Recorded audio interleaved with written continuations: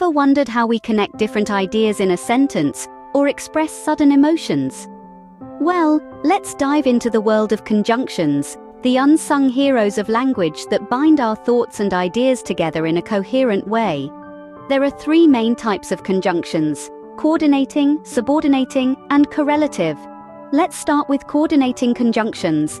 These are the words that join together items of equal importance. Words like and, but, or, so, for, yet, nor are all coordinating conjunctions. For instance, in the sentence, "I like tea and coffee," the word and is joining two similar things, tea and coffee. Similarly, "She was tired, but she continued working." Here, but is used to contrast two ideas. Next up, we have subordinating conjunctions. These are the words that link dependent clauses to independent clauses. Examples include because, although, if, since, when, while. In the sentence, "She went to the store because she needed groceries," because introduces the reason why she went to the store. Similarly, "He'll come if he finishes his work." Here, if introduces a condition. Last but not least, we have correlative conjunctions. These are special because they always work in pairs to connect sentence elements. Some examples include either, or, neither, nor, both, and, not only, but also. In the sentence, "You can have either tea or coffee," either or presents a choice. Another example, "She is not only intelligent but also diligent." Here, not only but also emphasizes two qualities. So you see, conjunctions in all their forms are like the glue that holds our sentences together. They provide structure, link ideas, and help us express complex thoughts more clearly and logically. And while they may seem simple, their importance in our language cannot be overstated. So conjunctions in all their forms serve as the glue that holds our sentences and ideas together. Now, what about those abrupt exclamations that often catch us by surprise in a conversation or a text? Have you ever wondered about their purpose? These are called interjections, and they play a vital role in expressing emotions or reactions.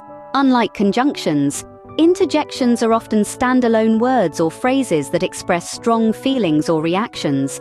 They're like the exclamation points of language, adding a dash of color and emotion to our conversations. Let's consider some examples. When you hear "wow," you instantly perceive a sense of amazement or surprise. And when someone says "oops," it's usually a quick response to a minor mistake or accident. These interjections don't connect ideas or sentences like conjunctions do, but they certainly add a layer of emotional depth and expressiveness to our language.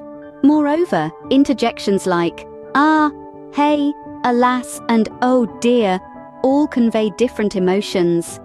"Ah" is often used to express understanding or realization, while "hey" can be used to grab attention. "Alas" is a rather old-fashioned way to express regret or sorrow, and "oh dear" is typically used to show concern or dismay.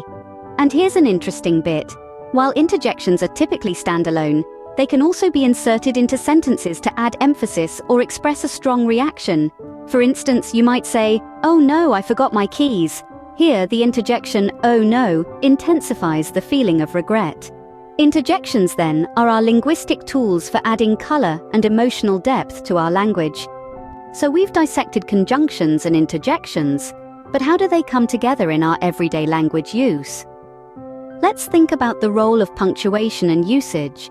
Conjunctions, for instance, don't typically require specific punctuation unless they're joining independent clauses. In that case, a comma is used with a coordinating conjunction. Picture a sentence like, "She sang well, and the audience applauded." The comma and conjunction together create a smooth link between two independent clauses.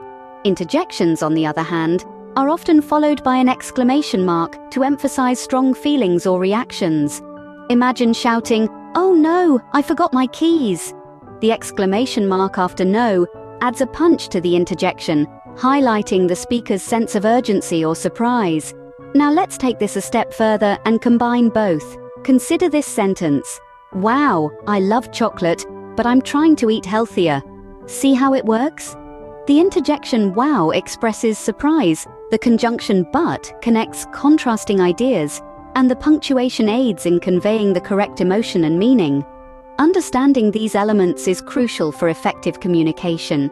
They allow us to structure our sentences logically with conjunctions and inject emotion and emphasis with interjections. They add color to our language, turning plain sentences into expressive statements.